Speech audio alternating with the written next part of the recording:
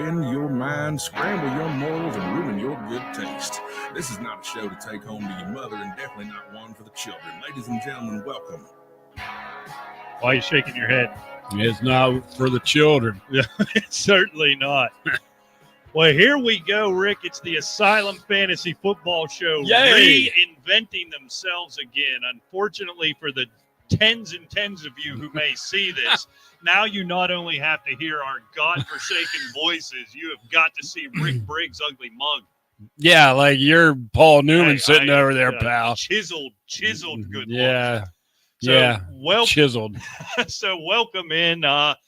After some reflection, right? I don't know. We'll probably have new people seeing this. So this is the Asylum Fantasy Football Show. I am your host with the most, Rick Fleeger, joined as always by America's creepy uncle, Rick Briggs. Yeah. Bringing you fantasy football talk. And now here's what I got to do, Rick. First and foremost, I have got to stop worrying about the camera, right? That's what I like about podcasting. Yeah. I don't have to think about what I'm doing. What do I do with my hands? You know, don't worry about it. You just I don't want to have to worry about that. What do you got going on there? You're nothing. smashing buttons and nothing's happening again. It's okay. I just want, testing things out. Things are retooling here, so we're going to have a few hiccups, I'm sure. So this is the test show, moving out of a purely audio-only podcast situation into trying out streaming for the first time. Going to talk a little fantasy football, the old style way, two grumpy old bastards talking fantasy football. And if that would fit in the tagline, we would just name the show that. It just seems a little bit busy. I just want to clarify, I am never grumpy. You are the meanest person I know. I am the happiest. Every day is a gift. And I just, it's a pleasure to spend time with you. Well, that's true. And to discuss football. That is true. I'll grant you that. So listen, we did this disclaimer every time we restart the show, which is about every 3 months at this point. But listen, again, two guys sitting around talking fantasy football. There's 10,000 shows out there with some nerdnik reading you numbers. There's thousands of shows with guys who have their niche, the stat they like. And those are useful. Those are good. That's not what this is. This is just for funsies. This is just a couple of guys talking fantasy football, busting some balls. Whatever's going on, we're going to talk about, be it fantasy football, be it if you verbally assault some elderly checkout lady at the grocery store over the price of turkey. If I come across it's happened before. It's been known to happen. If I happen to come across an intriguing video in the stuck genre on one of the various hubs, we may take a pause from the air yard talk to talk about that. So if that interests you, this may be the show for you. And listen, you can on YouTube, you can lock your phone and just listen to audio. So if you can't stand to look at this, and who the hell could blame you? Yeah. Please do that. But I can always kind of move. There's Dick Buckus behind me. If that's a little. That's very professional. I like this. This is the professional setup we have here.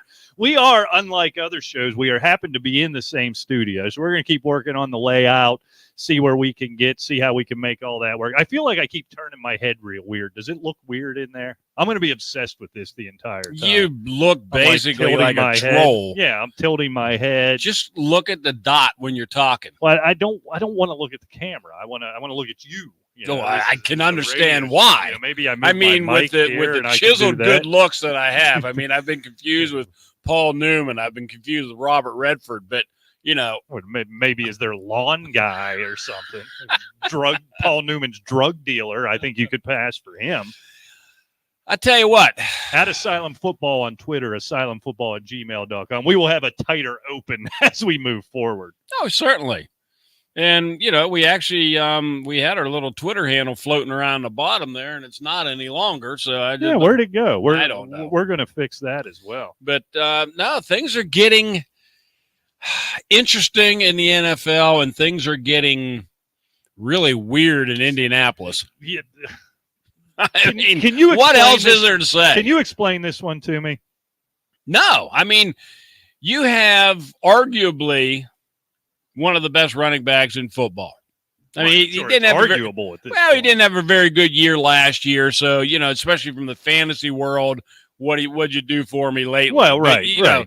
And people have been a little hesitant on Jonathan Taylor. However, we saw what he did before, and I don't know. He has the Le'Veon Bell syndrome. I want paid. And Jim Irsay says, guess what? You're not getting paid, at least not by me. And you know what? You could die tomorrow, and I can die tomorrow, and nobody cares. Well, and, maybe the guy's right. Yeah. Because people come and go, and that's what they do. But when you have a commodity like Jonathan Taylor, you have a team that is, I can't say really on the cusp of being good, but they're really in a transition, and you need all the talent you can, to build this team up. When you just tell them, basically, I really don't care that you want paid, you're not getting paid, and you could leave here tomorrow and nobody cares. Well, you didn't just tell him, you told the entire NFL that this guy is so invaluable. If he died tomorrow, not even his mother would care, which is essentially what he made it sound like. And then secondarily went out there and said, I want top value for this guy in a trade. That I don't care about. How do those two things work out? So, number one, that I thought for everything he was going to go to Miami last weekend. And I had two different leagues, Rick, your son's league and my original home league, where I had to choose keepers Monday. I think both, right? Or maybe yesterday, your son. It doesn't matter. But that trade didn't get done. Instantly, he's on the FUBAR list for me. Right. We'll talk about in a second. Where and now he's on the PUP list. Well, he's missing at least 4 games. Well, that's my next point. He's saying he's not injured. Right. How's he in the PUP list if he's not hurt? Exactly. The PUP list isn't the Jim Irsay's pissed off at you list. I thought it was the physically unable to perform. They keep saying that, I don't know if they keep saying it right now. I know he's on the PUP list, but before they said he had an injured back. Well, now it's his ankle, isn't it? Taylor come on and said, I've never had a back injury. I'm not hurt, blah, blah, blah. And now all of a sudden you're on the PUP list. Well, it's his ankle. I didn't even hear that. Right. I mean, okay. That's what Ian Rappaport said. So the timeline here is I want a new contract. They put him on they say he's got a bad back and they can't give him more money. He says my back's fine. They try to trade him. A deal doesn't get done. And then they put him on the PUP list with an ankle injury. Well, did he fall down the stairs in McDonald's? I mean, where did he get the ankle injury? Where did that come from? You wonder, is the NFL looking into this? Something's got to be. It's really strange. Look, if you don't want him on the team, why didn't you try to unload him? That's the thing that really gets me, because you could get some good capital for him. Yeah, I don't know what was offered for him, right? I don't either, and I don't know what any discussions were made or had people on made. The stream now are going to see how much I play with my microphone during the show. Right, but that's okay. I mean, just keep your hands above the table and we'll be fine. Dude, all of a sudden you see. No, we won't. We won't see that. If we see that, there's going to be other equipment flying your way. Anyway. So let's look at it. The Caveman League, our league of note, if you're a new listener to the show. Drafts Friday. Most drafts are going on. All drafts should be going on this weekend and into Monday. Now that the popular narrative today has been, oh boy, Jonathan Taylor, he's going to be the best value, in the draft this year. Number one, I'm reticent to think he's going to come back in he has to be out 4, so he's going to come back in week 5. Now it's a quarter of the season already shot. So step right in now and stay healthy and play. If he plays at all, he might at that point just decide to hold out. I don't know what the financial consequences are. I say it's a quarter of the season, but it's virtually a third of your fantasy football season. Oh, absolutely. So how much of a value is that when now he's not practicing? He's on the PUP list, so obviously he's not practicing. He's not part of team, any type of workouts or building chemistry. And look, it's possible he's not playing one single game in 2023. See, that's where my mind goes, and I factor that in. So it seemed the most popular narrative from the nation of hacks on Twitter, X, whatever we're calling it this week, is I'm going to get Jonathan Taylor in the 6th round, and it's going to be the best value, and he's going to be the league winner. Where are you at? 6th round? Before? After? Not at all? You can never say not at all, right? If he's still there in the 14th, you're going to take right. him. You're not going to say not at all. You know, and a lot of it will depend on how the draft goes. But right now, you know, okay, say you're following the, you know, wide receiver heavy strategy, and you go wide receiver, running back, right. wide receiver, tight end, whatever, something like that. Okay, you got one running back right now, and you're going to the 6th pick. Do you want to risk, you know, a 6th pick on a guy you don't know if he's even going to play, or are you going to go, I don't know, pick somebody, Pacheco, McKinnon, somebody of that ilk that's going to be there? You know, I see it the complete opposite way of what you're saying. If I take that strategy, which I want to talk about that in a little bit here as well. Let's talk about that now. What used to be the 0 running back strategy, is that even a thing anymore? When you look at player rankings, ADP, most roster constructions now, not just the NFL has changed, but fantasy football has changed. I think 0 running back, or, you know, the day of going running back in the 1st and 2nd round are over, right? You know, right. Pretty much, you know, argument for Christian McCaffrey, the consensus in my eyes, top first 2 picks are wide receivers this year. And there's 2 or 3 other that are going to go in the top 10. So I'm not sure 0 RB is even still a thing, but we can get into that later if you want to. But what I'm thinking is, if I take that strategy and, you know, Caveman League, all you guys now you got to close your eyes too, but plug your ears. You know, I can tell Rick my strategy because he already knows my strategy, because we can predict with 98% accuracy the entirety of the draft for each other. Even drunk. You know, I'm coming out of those in a 3 wide receiver plus a flex league like the Caveman League is. My plan, now plans change, but my plan going in the first 5 picks is to come out 3 receivers, maybe 4, and a running back, or 3 receivers if I jumpy on a tight end in the 2nd round, if Kelsey or Andrews or somebody falls. But basically, I'm going to have 1 running back going into that 6th round. So if I've got 3 by my metrics, 3 top 30 wide receivers, a top 3 or 4 tight end, and a top, you know, 12-ish running back, this is where I'm going to start looking for value. Now, I may have a thought in my head at that point between Alvin Kamara, right, or Jonathan Taylor. But if I've constructed my roster that way, that's where I feel like it's worthy of taking the risk. If it doesn't work out, it hurts, but I'm taking another running back in the 7th. I'm probably taking another one in the 8th. Oh, yeah, no doubt. Whereas if Jonathan Taylor works out, I have 3 top 30, 32 talents at wide receiver. That's a place where I can take the risk. So actually, I think 6th round is probably the perfect spot. I guess probably is. I will join the nation of hacks. Yeah, it probably is. It you know, at the same time, if you're talking Taylor and Kamara, that's apples to oranges. You know, Kamara's out 3 games. Okay, fine. Well, all of a sudden he's back in New Orleans and he's still going to be the guy. Right, yeah. Maybe his role changes a little bit with Carr, et cetera, but, you know, essentially it's going to be the same. Taylor, you don't even know if he's coming back. And so, I mean, if Kamara's there, obviously he's a wiser choice. I don't think he's going to be down there Probably not that far. Suspended guys tend to fall in the Caveman League. It depends on your league, right? Yeah, but now I know you're going to be, and you're picking way ahead of me, so Kamara isn't getting back to me. But that's fine. I probably knew that beforehand. Well, yeah, I mean, it's just, I don't know, just with the whole attitude in Indianapolis. Right. You know, Kamara's suspended. He's not at odds with the team. That's the biggest thing. Is he willing to come back?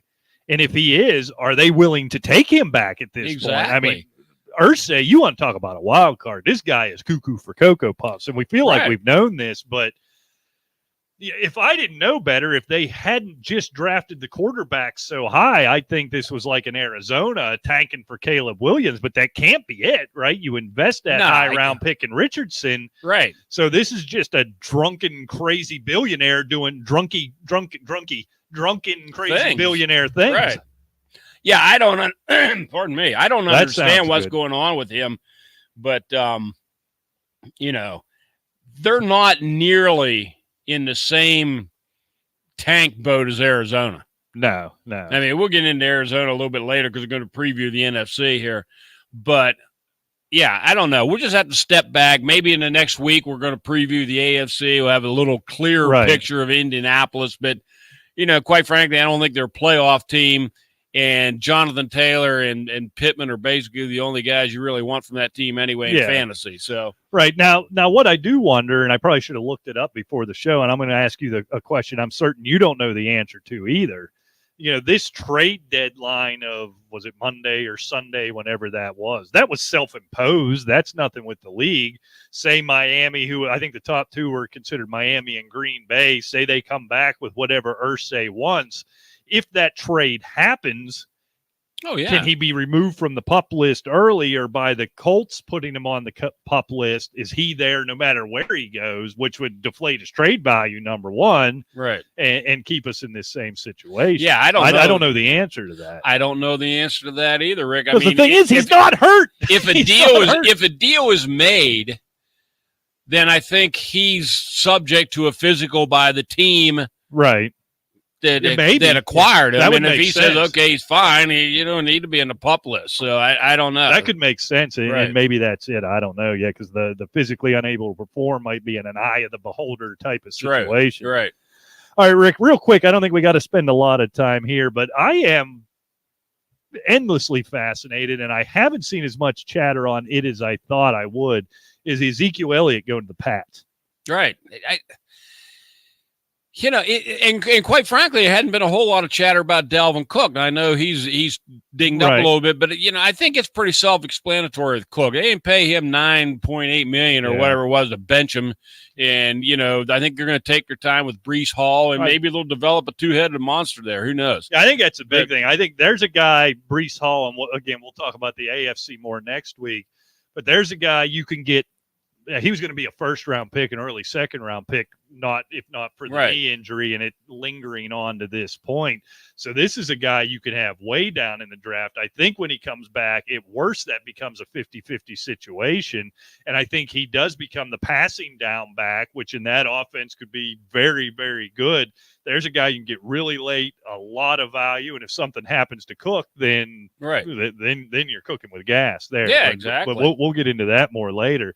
But Ramondre Stevenson, you know, had gained momentum throughout the summer as a guy who was really going to be a breakout candidate. Finally, we had a one running back situation in New England, right? Right. We knew who the bell cow, does anybody still say bell cow? We knew who that guy was going to be going into the season.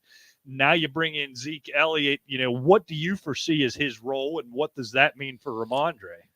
To be honest with you, I mean, and you never know with New England. Well, we've seen that, you know, over the years, with the exception of Corey Dillon. I mean, they've really never had a dedicated back. No. I can see Ezekiel Elliott really hawking some red zone carries at the goal line. One, yeah. And, you know, I mean, and rightfully so. He's a big bruising back, and, you know, why not? I mean, I think it works out great for New England. It works out great for Elliott fantasy-wise. Probably not so much. I mean, you probably obviously want Ramondre Stevenson, but doesn't he drop a tad? You know, oh, certainly, because but certainly, I mean, you know, Elliott was never huge in the passing game, and you know, so it's hard to say. I mean, a change of scenery sometimes is just what a player needs, and all of a sudden, you know, the fortunes could turn. Right. And Elliott starts showing a little bit more. You know, everybody said he's washed, you know, and he may be. I don't know, but, you know, he's never really had a severe injury. Right. And I just don't see that if he's in shape at his age that he's washed. So, I mean, yeah, I think, you know, you're going to see plenty of Ezekiel Elliott in this offense as the season rolls on. And I don't think Elliott is as much washed as Tony Pollard just beat him out. He had that big contract, and he became expendable when Tony Pollard became what he was. Right. You know, I think certainly this I didn't value Ramondre Stevenson as high as other people did to begin with. You know, he was an RB2 in my mind. Saw a lot of people talking about him in that 8 to 12 range, kind of that low end one. I never saw that. I still think Stevenson's a low end 2 at this point when you look at it. The only thing I think he's losing are these goal line carries. We essentially, we forget, maybe some people do, that at second half of last season, Ezekiel Elliott became essentially the goal line back in Dallas as Tony Pollard was doing his thing. He get a handful of other carries. I think his role in New England is exactly what it is in Dallas. So this is a bye week replacement, an injury replacement, a low end 2, flex type of guy. He's a guy you roster, but you don't start every week. And, Stevenson. So for me, that's where it didn't move the earth for me, because it kind of moved in everybody else's mind Stevenson to where I had him to begin with. So I don't think he moves that much for me. Right. I still think, in a PPR format, he's got, you said it, Ezekiel Elliott isn't much in the passing game to begin with. That's going to be Stevenson. Stevenson's going to get it between the 20s. He's going to get plenty of work, has plenty of independent value, and in the right situation, based on the touchdowns, Ezekiel Elliott has some independent value as well. Yeah, New England's not that dynamic of an offense. Well, that's and let's just face it. Did you see this weird? He cut every quarterback but Mac Jones. Right. And the hot rumor is he's got this weird attraction to Mason Rudolph. I don't know. Maybe he thinks he's got another, Matt Castle in the making, and, that you can save them or whatever. I have no idea. But he's got to have his eye on somebody to cut Zappy too, right? That didn't make any sense. They have one quarterback. That's right. it. Yeah, very, very strange. Very strange. Well, let's hit the NFC before we run out of time here. All right. Where do we want to start? The East? So here's what we're going to do. Let's start with the East. So we'll just preview where we think everybody's going to finish and any fantasy nuggets that may tie in there. We'll just keep it nice and neat here for this one. Yeah. Let's do it. Let's go. Okay. I'll give you my East first. All right. And I'll tell you where you're wrong. Okay. I still like Philadelphia. They still got a solid offensive line. Look, they lost Samalo to Pittsburgh. Right. But it's still a quality offensive line. Hurts has really come into his own. Devontae Smith. The only concern with Philadelphia is Devontae Smith and A.J. Brown. They're great. Right. Let's not make any bones about that. The biggest concern to me is the depth. I mean, they have Quez Watkins and I don't even know how you say Olamide Zacchaeus. I don't even know what his name is. The guy from Atlanta, yeah. Those are the only four receivers on Philadelphia. I saw they put Greg Ward on the practice squad. Remember when was at the end of the 21 season where he had that big run and he was the hot fantasy darling? I don't know, but if he's on the roster, he is not listed that I saw. They put him just on the practice today. squad. Okay, but that's the only thing that I have. Look, Philadelphia's Philadelphia. They're just going to have a little tougher sledding maybe in the division, but I still think it's theirs. Yeah, that's the big thing. So I'm agreeing with you. I think this is easy, right? Philadelphia, I think they're the favorites in the NFC overall. Maybe we'll do that next week. We'll give our playoff predictions as well. Or we could do it tonight. I don't care. The offense is going to be absurd. DeAndre Swift, I think, is a game changer. He's an upgrade if he can stay healthy, but you can say that about anybody. Right. He's going to be an upgrade for Miles Sanders. I think Jalen Hurts took that step forward, kind of year 2 of his breakout. You worry about guys who play the style he does, the amount he runs. You start to see a drop-off much earlier than other quarterbacks, but year 2 ain't it. I think you might see improvement, if that's even possible, from Jalen Hurts. A.J. Brown, I mean, he might be the third receiver off the board, fourth. I don't think he goes there, but for me, that's a dude I got my eye on. Love Smith on the other end, but I think DeAndre Swift is really the X factor in this thing. Yeah, I mean, I really like Philadelphia in that division, obviously. Dallas, to me, second still. Wrong. Yeah, well, wrong, no, I'm not. Wrong. Well, no, I'm not. Because the Giants aren't that good, and it's not Washington. So we'll just stick with Dallas. Look, they still have Dak. If he is healthy, he'll be fine. They got Frank Pollard. CeeDee Lamb's great.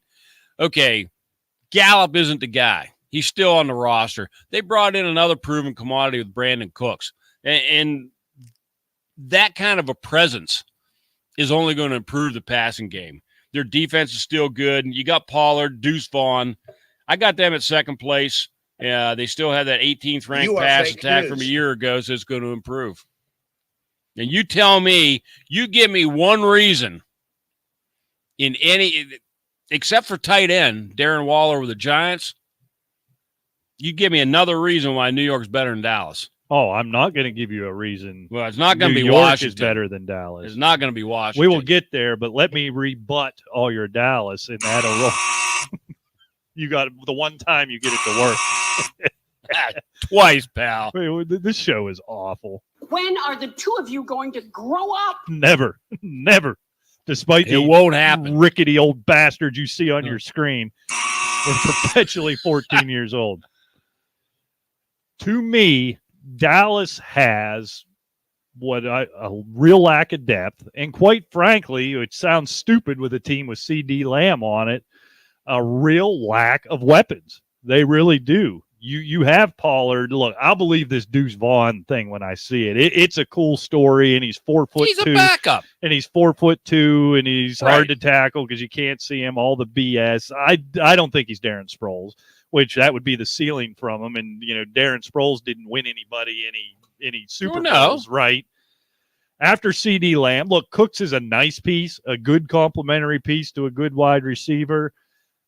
I like Dak Prescott. What I hate about Dak Prescott, while I say I like him, is that he makes me want to like the Dallas Cowboys, just because the national narrative is so negative on this guy, and he just does the right things and says the right things. He's a good dude, you know what I mean? Well, and I feel like I shouldn't like a Cowboys quarterback. And we see that with so many, and that's the problem with today's media. We see that so often. Kirk Cousins, nice guy. They just destroy him. Dak Prescott's the same way. Tim Tebow's another one that they just love to tear down because the guy was religious. Well, sorry. God forbid. God forbid. You see what I did there? Right. That was clever. Radio professional. Yeah, we're grumpy, but, we give credit where credit's due. And, he has no business being torn down like he is. Yeah, he's been inconsistent. He's had some injuries, and he needs to improve himself. But he's getting older, and that's another thing that I like about Brandon Cooks. You bring that veteran presence in here. It doesn't hurt. That helps a quarterback, especially one that, CD Lamb. Right. And he's a superstar. Yeah. Exactly. Gallup, to me, he's a guy named Mo. Yeah, he's just a whole bunch of okay. Right. And believe me, I would love to be a whole bunch of okay in the way Michael Gallup is. Don't get me wrong, but here's the thing. It's just a lack of weapons. The reason, in my opinion, Dak Prescott's been so beat up is he's been behind a bad offensive line. I haven't seen much to change my thought on that. And the defense has already got people going out for the year left and right. I just think all the pressure, everything going on, I just think it's going to be a disaster, Rick. And I'm going out on a limb here and get your dinger right, because here it is. I have in second place, and I don't think it's particularly close, your Washington Commanders. Nothing to do with me. Your Rick Briggs Washington Commanders. Look, you tell me why, because you're so wrong. Number one, I believe in stuff like this. They are floating on cloud nine that evil little troll under the bridge has finally been shipped off in his $1 billion yacht into some bay in the middle of Botswana somewhere, or wherever else he lives, where not only did he have to get out of Washington, D.C., he had to get out of the country to avoid the ridicule that he has so justly earned. And I think just the relief on that franchise, the relief on that city, the hope that it brings. And, Rick, I'm buying into the Sam Howell hype. Look, this was a guy, and to this day, I haven't got a good explanation on it. I'm not a draftnik, right? I tend to mock them, if we're being completely honest, but we'll deal with that in the spring when everybody gets really irritated with me. This was a guy who, coming out of North Carolina, his junior year, was a lock him up, forget about it, first-round pick, to use an NBA term, he was a lottery pick if he wasn't going to be first overall. Goes back for his senior year. Yeah, his numbers dipped a little bit, but it was a whole new team down there in North Carolina. And then, boom, all of a sudden goes into 5th round. Nobody wants to talk to him. Now, that was a weird quarterback draft with Kenny Pickett, and Willis was supposed to. Anyhow, we won't rehash all of that.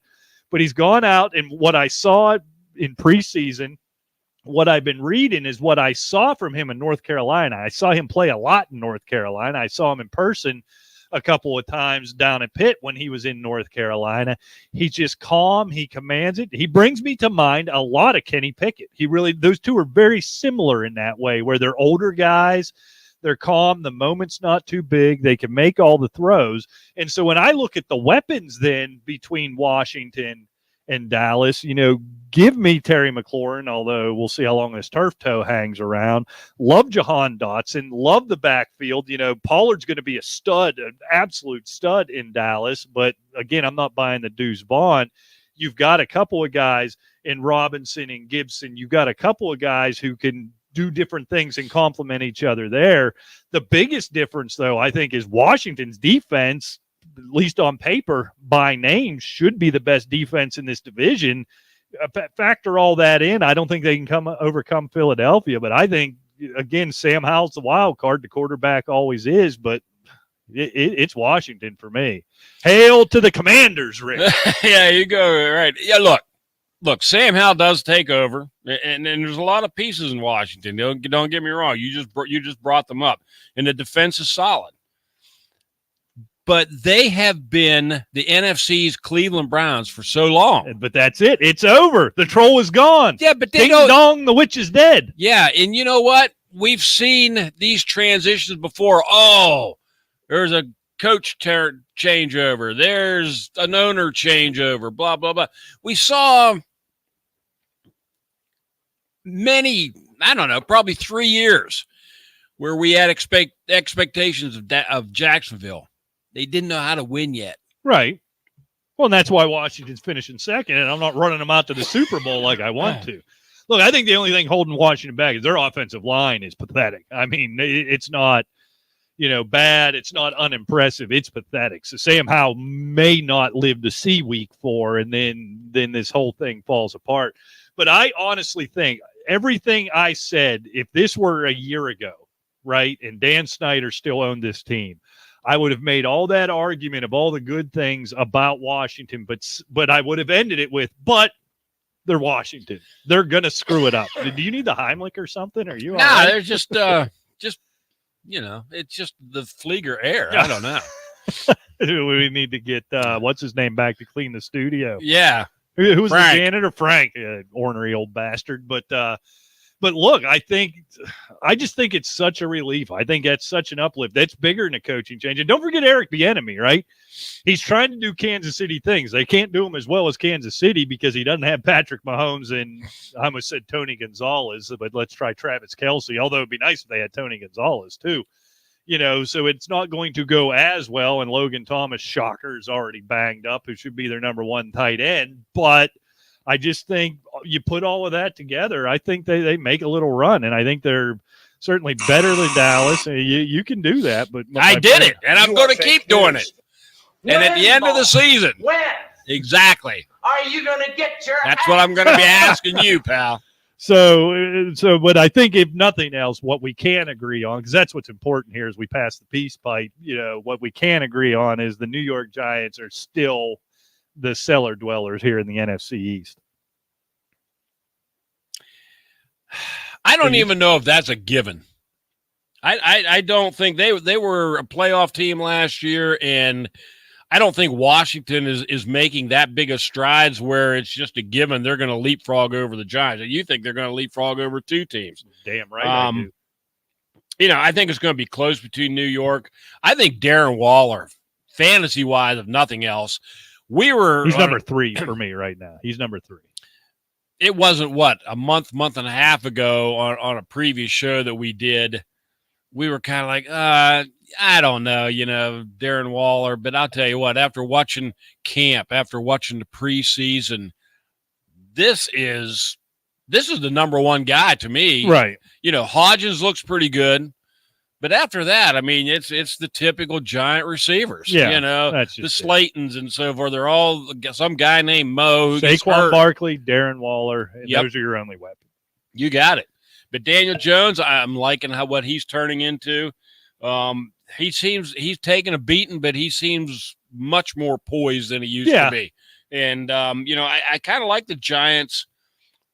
Them in Washington, they could be right around the 500 teams. I mean, that I don't think Minnesota, Philadelphia, and Dallas have anything to worry about by either one of these teams. Dallas might not even show up. They stink. You stink. What do you want, north, south, or west? Let's go south because there are no norths anymore. I believe they're centrals now, aren't they? Or no, they're not centrals anymore. Now they're norths. I actually wrote down NFC Central. We should bring the old NFC Central back. Oh, we should have north, east, central, and west. Yeah. It doesn't matter if go back to the old ways. It's always better than get off my lawn. Yeah, you remember the East? They used to have the Arizona Cardinals. Yeah, in the East. that was always great, along with Dallas of all teams, and they're still in the East. Yeah. Anyway, okay, the South. To me, I'll let you go first in the South.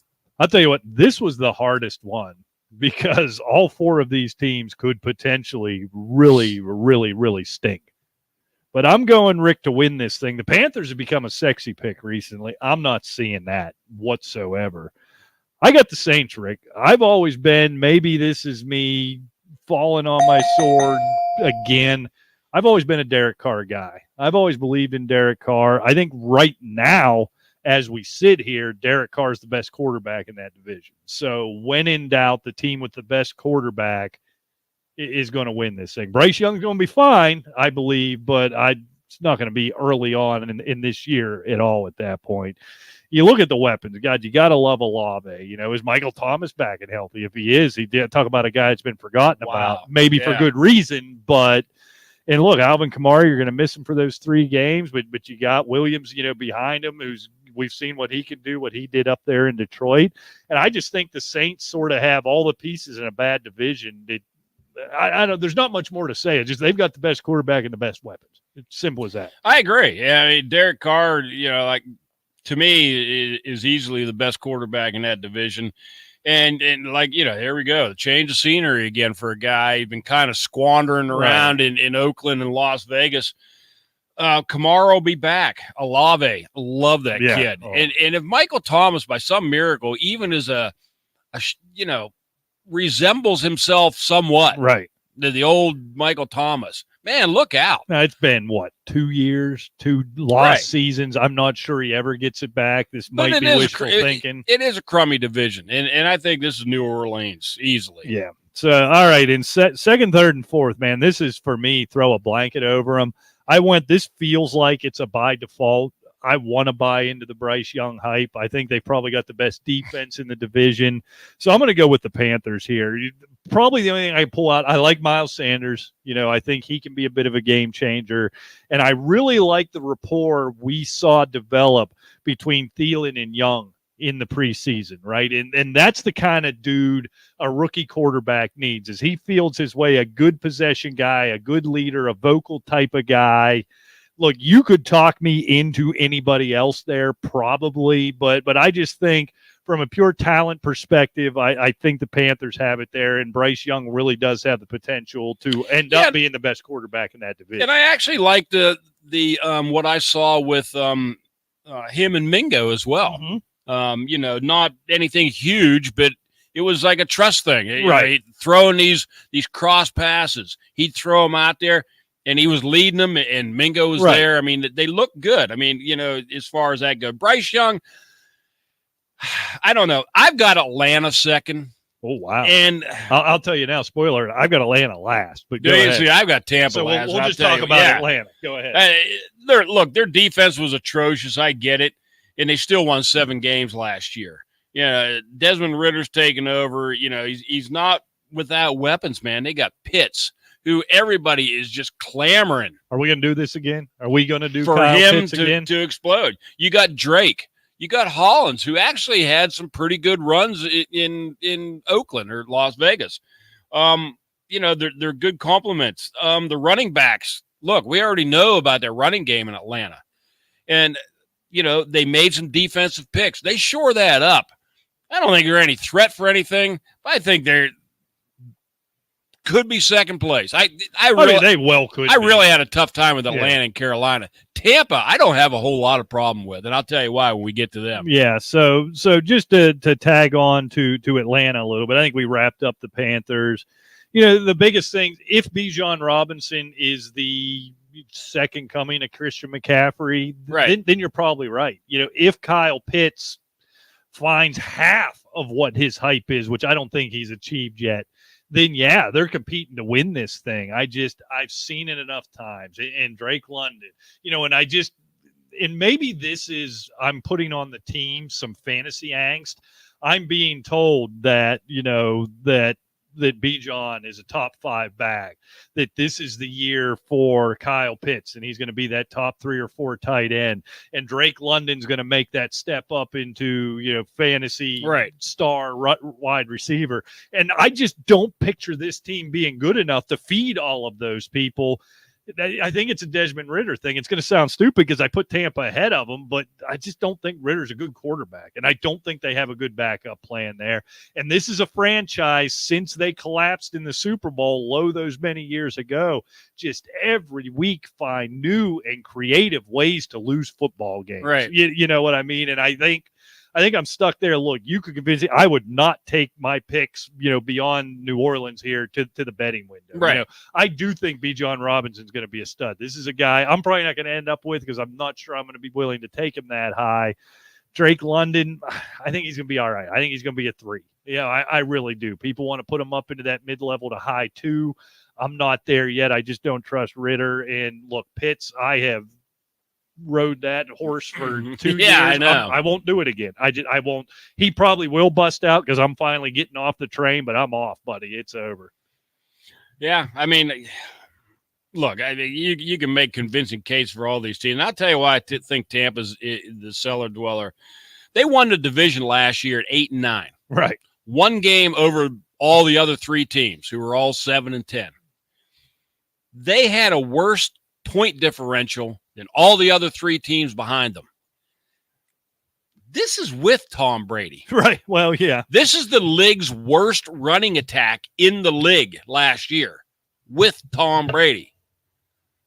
They don't even have Fournette any longer. Right. I mean, their run game's anchored by Rashad White. You have Baker Mayfield, and, you can't expect Baker Mayfield to average 280, 290 yards a game to keep them competitive. I just don't think that they are built, to score a lot right now. I mean, Godwin's good. Mike Evans is probably a Hall of Famer, but he's over 30 now. I think he is 30. He's already nagged with a little bit of an injury. I don't sell those guys short, but I do sell Baker Mayfield short, having to rely on him to throw those kind of yardages every game just to stay competitive. And it's fair, and it's reasonable. I got him in 3rd. You could easily talk me into 4th. In Baker Mayfield, Kyle Trask. What I wrote here was Mayfield / Trask. Really, this is the best they could do. But I think what it is that wide receiver room for me, right? Those guys. Baker Mayfield didn't have those guys in Cleveland, right, when it all fell apart. He didn't have those guys in Carolina. Where else was he? L.A. Well, he probably had those guys in L.A., but he was there a very short time. Rashad White's an interesting guy. To get off the Tampa, again, I'm over this division. It stinks and I hate it. But Rashad White's interesting to me. The one thing I'm looking for in, what I talk about as my draft strategy is wide receiver and tight end heavy early. I'm going out there in the middle rounds looking for a running back. The single most important thing I'm looking for is usage. Who's behind Rashad White? I mean, this is the dude. He's going to touch the ball over and over and over again. So based on pure volume, this is a guy I am targeting. Yeah, he could pop. Leonard Fournette had 76 receptions last year. Yeah, there's got to go somewhere. I agree there. He's going to be used. Yeah, so White is a guy I've got my eyes locked in on in the middle rounds of the drafts this weekend. All right, it's North time. Go North. All right. Go North, young man. Isn't that West? Yeah, but we're going north. All right, let's go north. So you do this. You start out. This was another one that was tough, but for a very different reason than it was. South. And look, I know Detroit's a sexy pick to take this division, and we hit on him just momentarily. But Kirk Cousins is maligned, beyond belief. I thought we were going to differ on this one. I really did. But you know what? He led the league's second best passing attack last year. And despite having a miserable defense, it was 31st overall in the entire league. They won the division at, I think they were 12 and 5, I believe it was. Wrapped up by Thanksgiving. Right. Look, it's going to be tough, but look, they made some defensive picks. They got Justin Jefferson. They've got Jordan Addison. They've got KJ Osborne. I mean, they're fine. Oh, yeah. Look, Dalvin Cook is a big piece gone. But if you believe even 60% of the hype on Madison, that'll be fine as well. So, I mean, it's not that great of a division. I like Minnesota. Yeah, I agree 100%. I have nothing to add. Here's the thing, fantasy players. Yes, we all get it. Kirk Cousins is weird. Kirk Cousins likes to pray, and that's weird. All right, let's all acquiesce to that. Yes, he's going to lose on Monday night. Maybe we all should pray a little more. How about that? Yes, he's going to have a bad game on Monday Night Football. Yes, he's going to lose in the first round of the playoffs. This dude puts up 300 yards and multiple touchdowns every single week. Stop applying this standard of playoff success to your fantasy team. Right. It doesn't matter. It does not matter. All's this guy, and I've heard this argument. Tony Romo was a wonderful fantasy quarterback. Yeah. I've heard this argument against him from fantasy people. Right. That, he just compiles stats. That's what fantasy That's what is. Fantasy football is, you moron. Jackass. What are we talking about here? So yes, he just compiles numbers. Yes, they don't necessarily translate to wins or to championships, but that's all you're trying to do is find the dude that scores the most points. Right. Whoa. Stats. Wow. Well, touchdowns, yards. I mean, this goes back to the Jarvis Landry fit I had all the time, right? Right. Yeah. Yeah. Exactly. He catches 10 balls a week, but he only averages 100 yards. Well, that's pretty darn I'll good. Take it every week. All right, who you got second? This is where it got muddy for me. I got the Detroit Lions. I'm right with you. We're going to agree on this one up and down. Yeah, I just don't think that there's I just don't think there's much. Look, that whole division last year, well, especially Minnesota, Detroit, and Chicago. Minnesota and Detroit's defenses were atrocious. Right. They both gave up 427 points. They were only better than Chicago and Arizona, if that tells you anything as far as defense goes. Look, they got Love Laporta. We've talked about him in previous shows. Gibbs, I love that Gibbs Montgomery. I do too. I love it. I do too. I love it. And on paper, the wide receivers core is strong too. I know Williams is going to miss the 6 games. Yeah, if he could ever play a football game, I think he could be a big difference maker. Right. Get off the DraftKings. And you still have Marvin Jones and Josh Reynolds. Yeah. They'll be fine, along with St. Brown, obviously, until Williams get back. So, and Jared Goff, he's a good quarterback. I don't care what you say. He's steady a good quarterback. Yeah. Unspectacular. I like Detroit. But steady as a rock, Dan Campbell, it's almost become cliche at this point. Right. But look, he's a leader of men. He gets it done. They took that next step. I don't think they're quite ready to overtake it, but I think this is a playoff team this year. Yeah, I do too. Third, I've got Chicago. Yep. I don't think they're making the leap from worst to first like a lot of these pundits are saying. I mean, they were 3-14 with a 10-game losing streak ending the year last year. Yeah, Fields has made some improvements, but he's never passed. I don't need him passing for 2,000 yards and running for 1,100.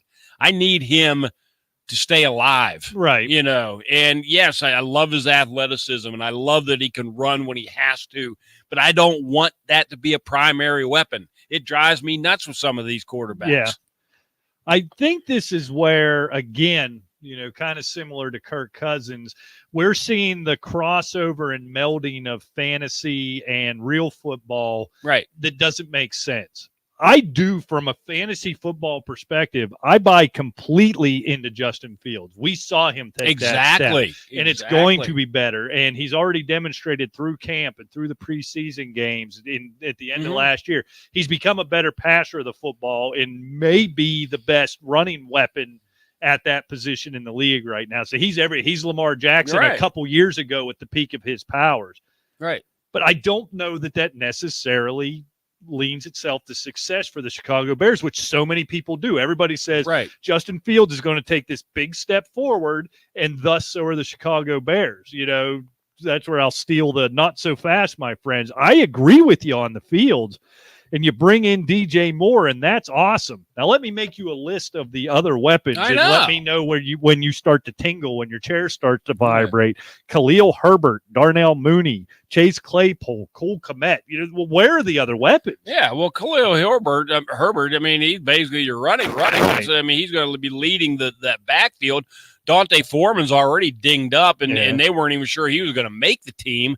But you know that'll be the running back tandem. And, of course, you have, Darnell Mooney, who is, But, I mean, Chase Claypool may not be in the league by the time the year's over with. You know, and Cole Kmet, we make fun of Kyle Pitts. He's Kyle Pitts. I heard nothing but how Cole Kmet was going to be Tony Gonzalez 2.0. And I agree. It's just he lacks the weapons. I think both things can be true. Right, that Justin Fields takes that next step as an elite fantasy quarterback, but the Bears don't take that next big step. No, I think they're going to be improved. I think you're scared if you play them now, where in the past you weren't. You're white knuckling, but and then in the basement, we haven't talked about this in a long time. You know, there's not much to crow about right now in Green Bay. I mean, you've got Aaron Jones and AJ Dillon, nice tandem, probably one of the best in the whole league. But after that, I mean, now all of a sudden you were going to Jordan Love, and there's a lot of guys that you see out on Twitter in the industry. He is going to be huge. He is magnificent.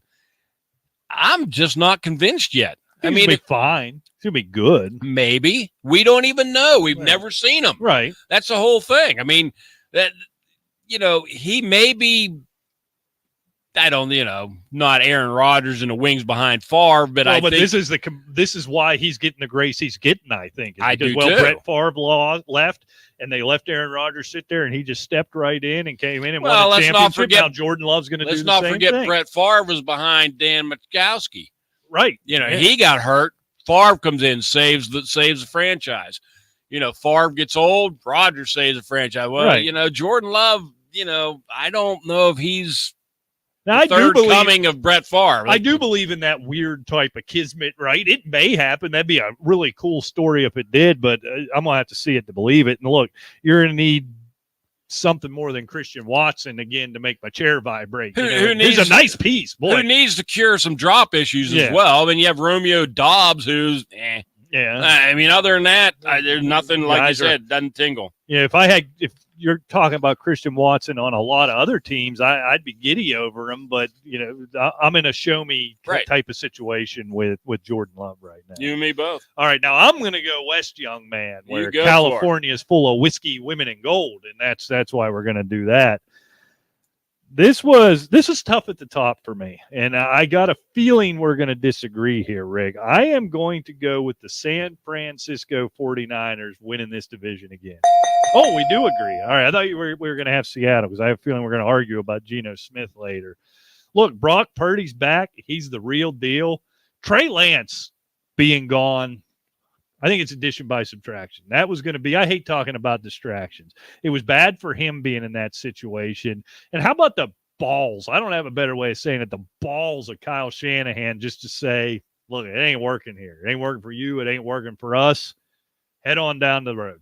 Yeah, why not? I mean, look, it's not like this is the first draft pick that has been, given up a lot of draft capital for to move up and get that didn't work out. Mm-hmm. He's just another one of the guys that didn't work out for that team. It's not to say that he's not going to succeed and maybe have some success in Dallas.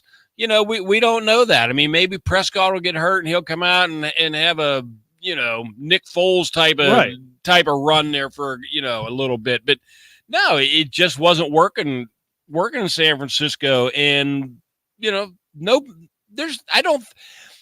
like the way it was handled. There was nothing bad said. We don't like the guy or he's ignorant or anything like that. It's just not working out here.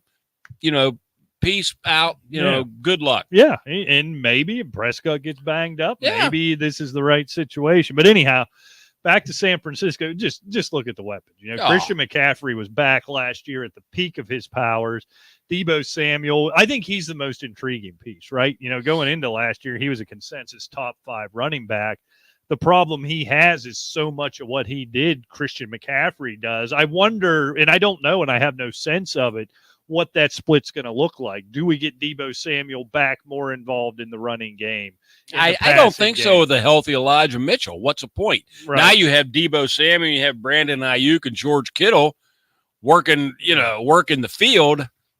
Maybe on a little trick play or something like that, but I don't see why they need to. You kind of see like the Cordell Patterson magic is kind of wore out in Atlanta. Yeah. I just don't think they need him, and he wasn't all that happy with that role anyway. Right. Well, he wasn't happy once the money San Francisco told him we're not going to pay you as a combined top running back and wide receiver. So I just think just too many weapons, and Brock Purdy's the real deal. He's back. By all accounts, he's healthy, and he's for real. And by the way, number 1 defense in the league. Right. Yeah, it probably wouldn't hurt if Bosa showed up here at some point. Exactly. But, exactly. We'll worry about that at some point later in the season. All right, in second, I do have Seattle. I think there's 2 things that are intriguing here about them. The wide receivers are cool. Smith and Jigba, I think he's an exciting player. I don't think there's much to talk about there. I just feel like, and I know I think you disagree, there has to be a Geno Smith regression. I mean, where in the hell did that come from? And maybe I'm wrong, and I hope I am, because he's a great dude, right? Even back when we mocked him mercilessly, and I mocked him when he went to West Virginia because I'm a Pitt fan. He's a good dude, and I feel bad doing it. But I want to start at the top. It wasn't at the beginning of last year, and I was kind of perturbed at a lot of the pundits and Seattle's tanking. They're just going to move on from Pete Carroll. He's 71 years old. Right. This is last year, blah, blah, blah. Pete Carroll turned that team into a playoff team. Yeah. Okay. Russell Wilson was under the Pete Carroll. And the Pete Carroll's a great quarterback. Right. Won Super Bowl. Right. Ship him off to Denver. You couldn't give a bag of flour for him midway through the season. Geno Smith has been under this system, under Pete Carroll in this system for the last, 3-4 years now, right? He got his chance last year, and he made the most of it. And I tell you what, he's a mature quarterback. He's a poised quarterback, and he seems to be all in because he knows this is the last chance Texaco, right? Right. So, and with the weapons that they have, man, I tell you what, Pete Carroll should have got Coach of the Year last year. Right. To me, it was fine. And he just has so much energy, and he has that whole team with him. I like Seattle. I think they're about a 10-7, 11-6 team. Yeah. It's a tough division. It's not that tougher, but they do have San Francisco to climb over. Right. And I just don't think they can. I really think San Francisco's tough. But, I think Seattle's a good team. I think the most interesting thing there from a fantasy standpoint, I don't know where to rank either Kenneth Walker or Charbonnet, right? What would Charbonnet, sorry, is it Char or Carr? Whatever you want to call it. We're going to get tweets about that because I don't know how to. But, boy, we'll get a new button. Ajayi. Instead of Ajayi. We do need a new one. Yeah. But it almost has to be a 2-headed monster, right? Which I think which would be fine for each. I'd love to see one emerge there. That's just not the way of the league anymore. And the way Zach performed in the preseason in the absence of Walker and with what Walker did last year, both of these guys are just great weapons. And I think you see them both on the field. Yeah. At least we don't have to talk about Rashad Penny out there. Exactly. God, I was tired of that. Third, obviously, because we know where Arizona is. Third is Los Angeles. For me, there's only one question here. I think they're going to be a whole bunch of okay. You got Aaron Donald. If you got a healthy Matt Stafford, they can beat anybody. It's Cooper Kupp. Right. Exactly. That's exactly what I had. I see him, in the wide receiver 4, 5, 6 range. I don't want to sit here and talk ADP, but that's where I see him going in my early drafts and what I've been reading. I don't have him there. I don't trust him, Rick.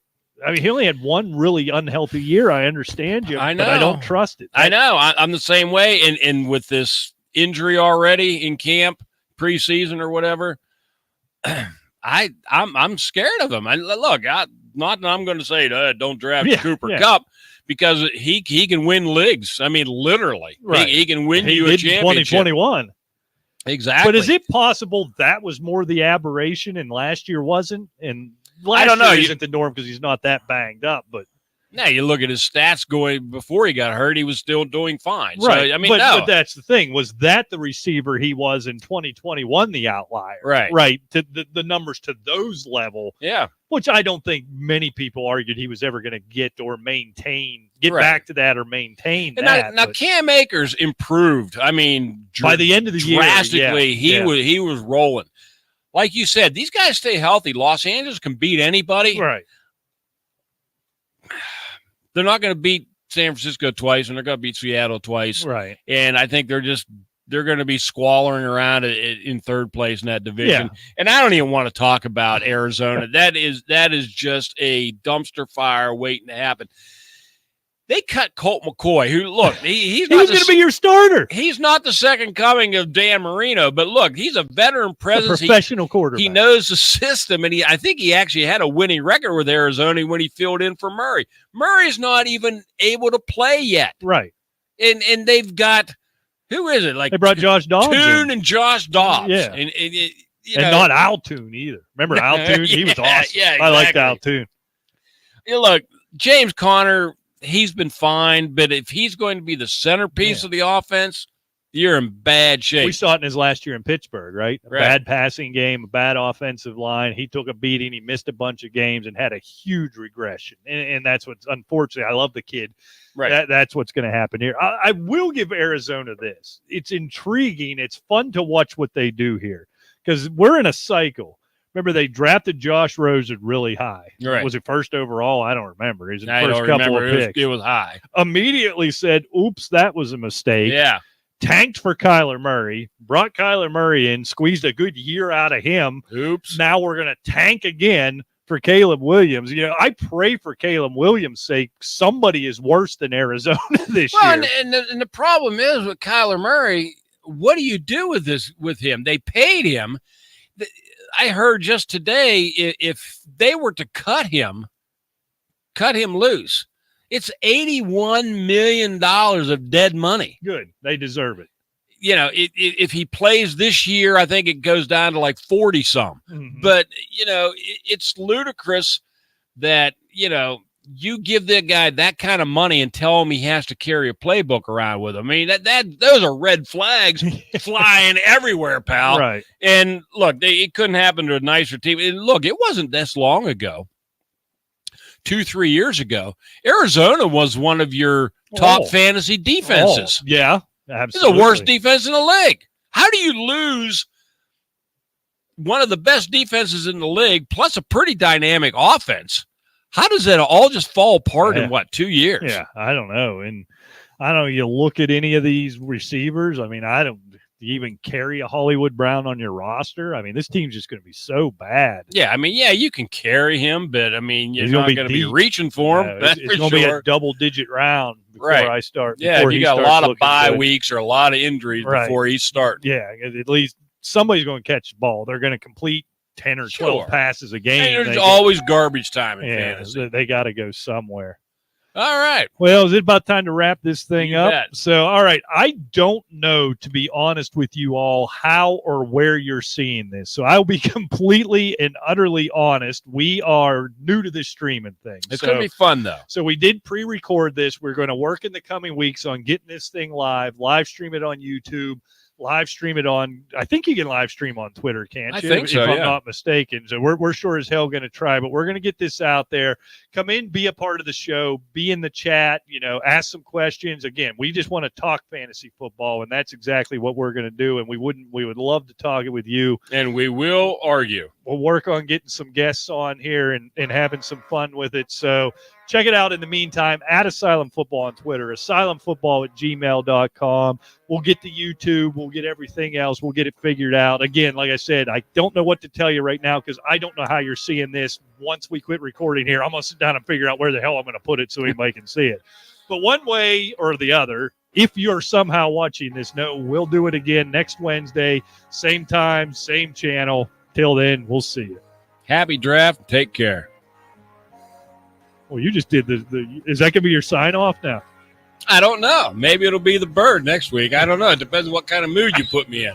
Oh, there would be nothing better if you double birded our audience at the end of every show. That would be the most Rick Briggs thing. Well, I want, especially the newer people, I want them to get to know me first. And that's Rick Briggs, yeah. Right? No, if you want them to get to know you, throw them 2 middle fingers and tell them to never listen again, because that's what the real Rick Briggs would do. Nah, I am a really nice guy. All right, it is 8:00, and I am starving. We got to go.